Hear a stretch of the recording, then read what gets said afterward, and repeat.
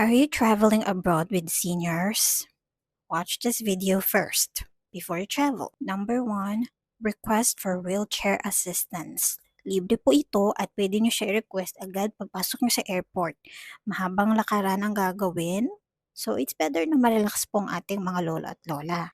Number 2, if may dalang gamot, huwag ilalagay sa check-in baggage. Dapat palaging nasa hand carry para madaling kukunin. If may dalang gamot at papuntang abroad, dapat may dalang medical certificate or doctor certificate, especially if may dalang injections para mabilisan po tayo sa security checks. Number 3, kung mahaba yung magiging flight ninyo, like 8-hour flight at mas mahaba pa doon, mas maigi na may dala po tayong compression socks at maglakad-lakad po sila every 2 hours to keep the blood flowing. Pro tip, mas maganda if nasa aisle po ang pwesto nila para mas madali silang makatayo if maiihi man sila habang nasa flight. Yun lang, safe travels!